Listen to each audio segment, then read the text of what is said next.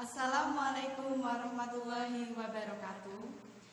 Saya Fauzia Istihanan Amri dan saya Nani Zumiati. Kami dari kelompok 6 akan menampilkan hasil interview kami tentang larangan korupsi dan kolusi serta larangan suap menyuap. Oke, stay tuned.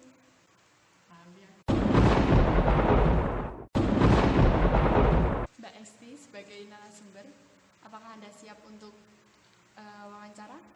Ya, saya siap. Yang pertama, apa sih korupsi menurut Anda? Ya, menurut saya korupsi itu adalah mengambil bagian baik secara materi atau non materi yang bukan haknya dan disimpan untuk kepentingan pribadi. Oke, selanjutnya, hal-hal kecil apa yang menurut Anda itu tergolong dalam korupsi, seperti perilaku sehari-hari dalam kehidupan kita? Ya, ada suatu contoh perilaku yang itu mungkin hal kecil seperti ketidakjujuran. Semisal ada seseorang yang membeli gorengan itu 5, kemudian dia hanya mengatakan 2 kepada sang penjual. Itu sudah termasuk korupsi dalam contoh yang kecil, tapi itu akan berdampak besar nantinya untuk dia di kemudian hari. Oke, baik. Oke, bagaimana pendapat Anda mengenai kasus tersebut seperti yang Anda contohkan? Ya, untuk kasus-kasus tersebut mungkin terdengar sangat maksudnya tidak terlalu krusial, tapi itu akan berdampak besar. Seperti contohnya sekarang kita temui kasus-kasus itu lebih besar di negara kita, Indonesia, yang dimana banyak sekali adanya koruptor yang berkorupsi miliaran atau bahkan triliunan, dan itu menyebabkan kerugian untuk masyarakat. Dan menurut saya itu harus kita hentikan semenjak dini dengan cara memberikan hukuman yang sangat berat sehingga tidak terjadi masalah-masalah korupsi yang sangat besar seperti itu. Ya.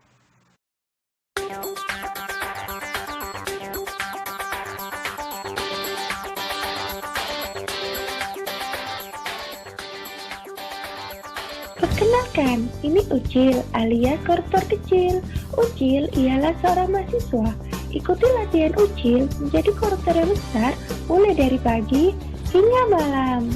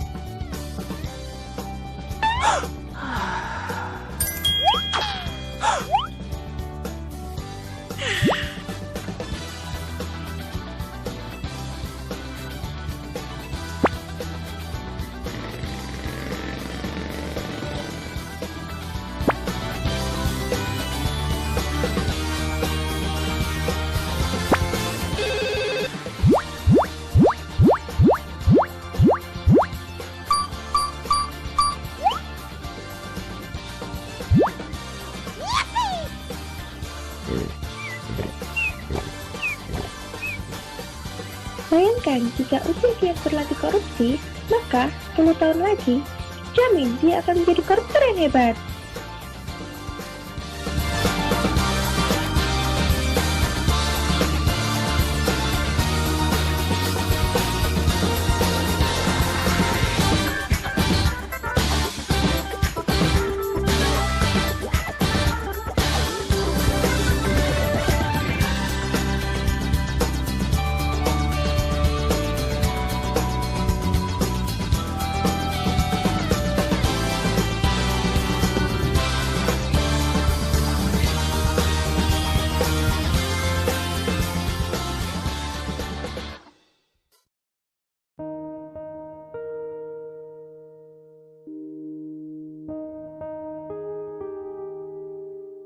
Kalau kita bicara korupsi spesifik dalam Al-Quran, adakah terminologi yang mungkin tidak sama persis, tetapi maksudnya itu? Ada. Suatu ketika dalam riwayat, dalam peperangan Badar, ada kehilangan permadani. Ada orang berbisik, oh itu Nabi yang ambil. Turun ayat di surat Ali Imran. Maka Nabi yang ajiyahul. Tidak bisa terjadi bahwa Nabi itu berkhianat. Siapa yang berkhianat, konteksnya artinya mengambil ini, siapa yang berkhianat, dia akan datang di hari kemudian membawa apa yang dikhianatinya. Nah, sebenarnya korupsi itu pengkhianatan. Karena seorang diberi amanah, pelihara ini, gunakan ini pada tempatnya dan sebagainya, dia mengambilnya tidak menggunakannya, dia berkhianat. Nah, di situ dikatakan, itu di surat Ali Imran, di situ dikatakan siapa yang berkhianat, ghulul, ghalla, itu dia akan datang membawa apa yang diambilnya. Nabi mengilustrasikan ada orang yang berkhianat, diberi amanat untuk memelihara kambing. Diambilnya satu, dia akan datang hari kemudian menggendong kambingnya. Diambilnya apapun. Bahkan itu ada riwayat yang menyatakan bahwa orang yang korupsi itu, yang berkhianat itu diminta untuk mengembalikan di hari kemudian apa yang diambilnya itu. Orang itu berkata, oh sudah hilang wahai Tuhan. Dikatakan, coba lihat itu di bawah ada barangkali di sana. Maka dia lihat di bawah apa yang pernah dikorupsinya. Dia disuruh turun, ambil. Maka turunlah dia untuk mengambilnya. Lalu diangkat dengan sangat berat. Sampai di puncak, dia sudah mau sampai di daratan, dia jatuh. Barangnya jatuh, begitu seterusnya. Jadi itu penyiksaan yang digambarkan? Penyiksaan, ya. Penyiksaan sekaligus pelecehan terhadap. Jadi ini koruptor sebenarnya harus dilecehkan.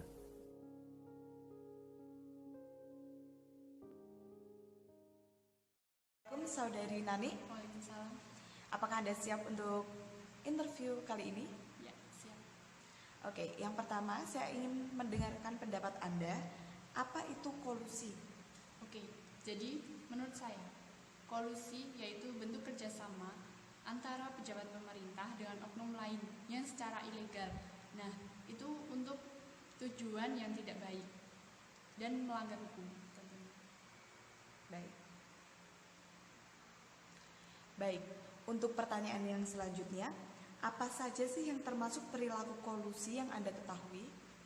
Jadi, menurut saya, contoh perilaku kolusi yaitu sekelompok orang yang melakukan kerjasama untuk kepentingan mereka. Akan tetapi, yang mereka lakukan itu tidak sesuai dengan aturan yang ada. Baik, tadi Anda sebutkan yaitu kerjasama mereka itu tidak sesuai dengan aturan. Lalu bagaimana sih ketidaksesuaian perilaku mereka itu? Mereka itu misalnya seperti menghalalkan segala cara untuk dalam persekongkolan tersebut, atau dalam artian mereka melakukan suatu aktivitas yang ilegal.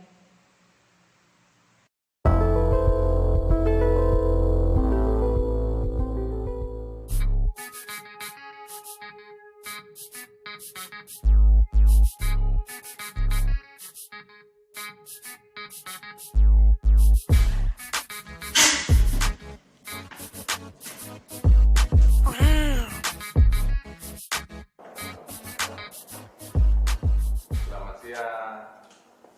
Ada yang bisa kami bantu? Silakan duduk, Mbak.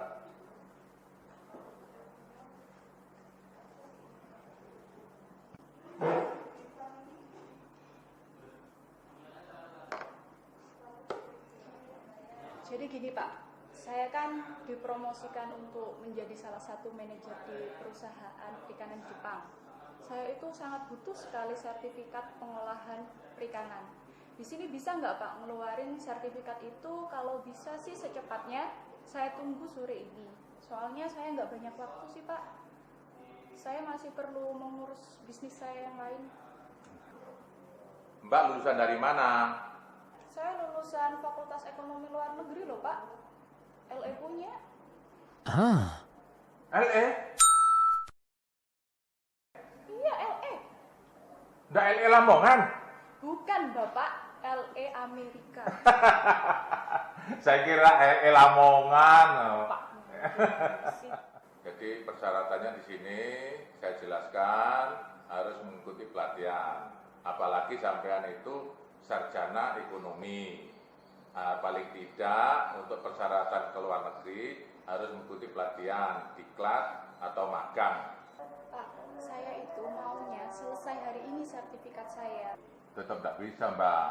Sampean tetap mengikuti persyaratan yang ada di sini. Sudah, saya ini ada uang. Buat Aduh, Bapak. apaan ini? Uang buat Bapak. Aduh. Apa masih kurang? Bisa saya tambah lagi? Tidak begitu Mbak, sampai uangnya sampai bawa pulang aja sudah. Jadi di sini tidak terima-terima seperti ini. Sampai baca aja ini. Ya, sampai bisa baca enggak ini masalah ini? Saya bukan ngasih suap, saya ngasih duit ke Bapak, buat anak Bapak. Ini uangnya sampai bawa pulang aja. Saya tidak perlu uang ini. Jadi harus mengikuti peraturan yang ada di sini. Ya sudah kalau gitu. Ribet, dikasih duit gak mau. Ya sudah, makasih. Ya, enggak apa-apalah, sampai pulang enggak apa-apa. Ganti-ganti kok nyuap.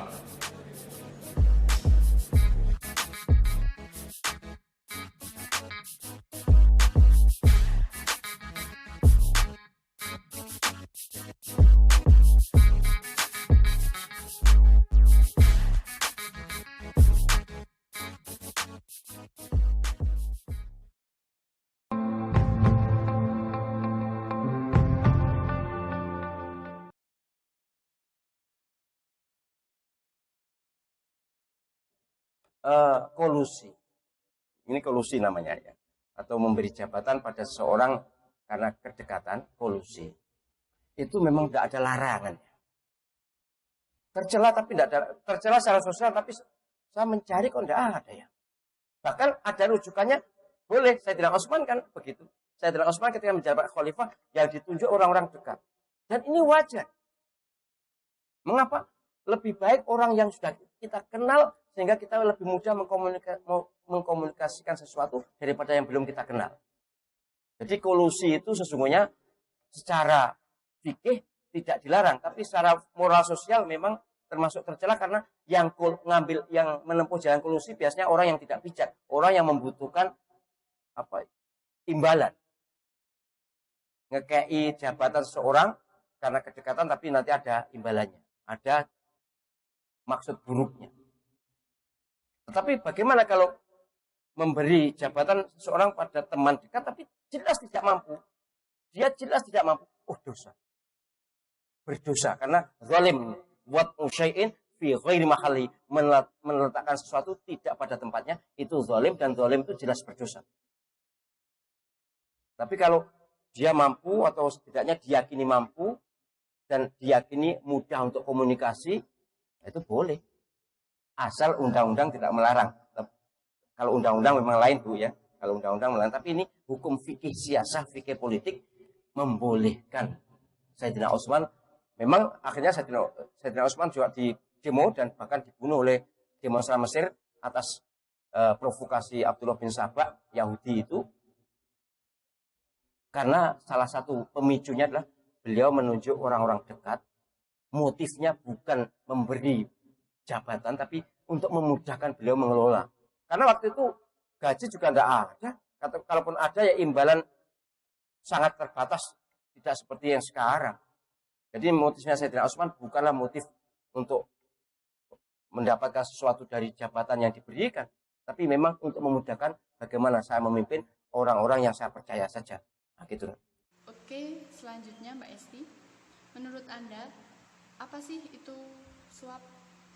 Menurut saya, suap itu adalah suatu perbuatan memberikan suatu barang atau uang dari satu pihak ke pihak lain untuk memperlancar urusan mereka. Oke, bukankah itu hal yang biasa jika kita memberikan sesuatu kepada orang lain? Ya, menurut saya itu berbeda ya dengan pemberian yang berupa ketulusan atau dengan maksud lain. Kalau kita memberi kepada orang lain, bisa jadi itu kita memberikan sedekah, kemudian bisa jadi kita memberikan suatu hadiah.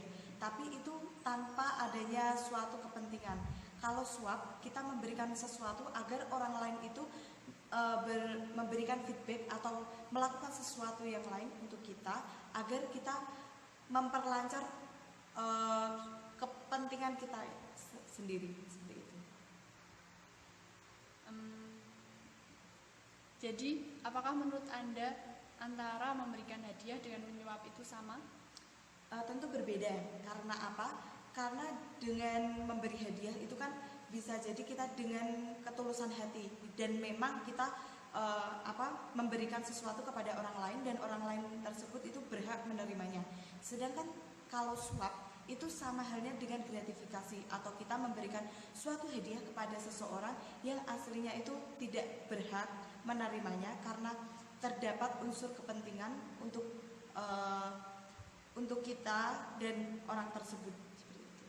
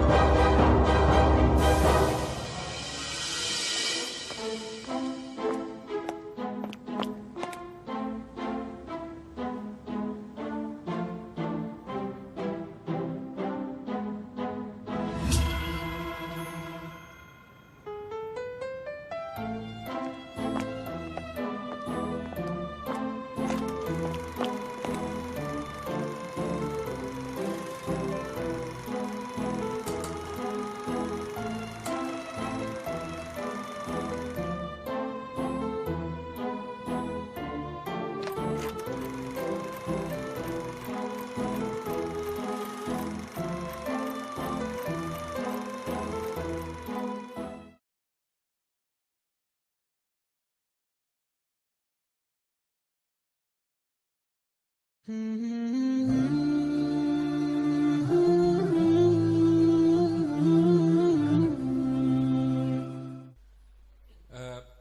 berikutnya tentang hukum, Ustaz. Saya seorang pengusaha developer perumahan. Apakah saya berdosa bila menyuap agar izin perumahan saya bisa cepat selesai? Karena kalau tidak disuap, izinnya nggak keluar-keluar, Ustaz. Sementara pengusaha properti yang lain itu mereka semuanya menyuap sehingga izinnya keluar. Kalau saya tidak menyuap, saya tidak mendapatkan hak saya, padahal saya sudah memenuhi semua prosedur yang lain. Efek dari ibu-ibu yang membiarkan anaknya makan sendiri waktu kecil, setelah besar dia mau minta suap terus. Nah, masalah hukum suap ini dua. Kalau engkau sudah cukup syarat dan itu hak engkau, lalu dia minta bayar, kau bayar karena kau sedang mengambil hakmu. Ini cincin punya saya, lalu ditemukan oleh orang lain. Memang punya saya, ditemukan orang lain. Lalu ketika saya lihat, loh itu cincin saya, itu cincin saya katakan. Apa kata dia? Ini cincinmu, iya. Wani piro. Maka saat itu boleh saya bayar, karena itu punya saya. Contoh, penerimaan guru honorer. Syarat, sudah menghonor 5 tahun. Nilai IP 3,7. Ijazah FKIP. Kita punya tiga-tiganya. Honor 5 tahun, ijazah FKIP, IP 3,7. Bawa. Begitu sampai di kantor Diknas, pegawainya nanya, mau bayar berapa? Kita tanya, kau mau berapa? Itu memang punya aku. Kalau kita tidak bayar akan diambil orang lain. Berapa banyak guru-guru di pedesaan orang lain mengambil karena kita tidak bayar. Itu hak kita. Yang tidak boleh itu kita bawa. Kamu sudah honor berapa lama? Baru setahun. Ijazah kamu apa? Teknik sipil. IP kamu berapa? 2,5. Tapi saya bayar jatah orang. Kamu haram, kamu mengambil, bukan hak. Oleh sebab itu dalam masalah ini, tapi dengar baik-baik, saya tidak mau keluar dari masjid ini muncul isu Abdul Somad menghalalkan sogok. Bertambah lagi caci maki di internet. Memang PT, CV, perusahaan Anda qualified, memang layak, lulus fit and proper test. Tukangnya, ahlinya, arsiteknya memang kompeten. Tapi pegawai ini jahat. Dia minta, kamu bayar, kamu ambil hak kamu. Itu hak kamu, harus kamu ambil. Kalau tidak akan diambil orang lain yang lebih zalim, yang aniaya. Tapi ketika kamu tidak cukup syarat, kamu mau man rasyana falaysa minna, siapa yang menipu kami maka dia bukan golongan kami. Wallahu a'lam.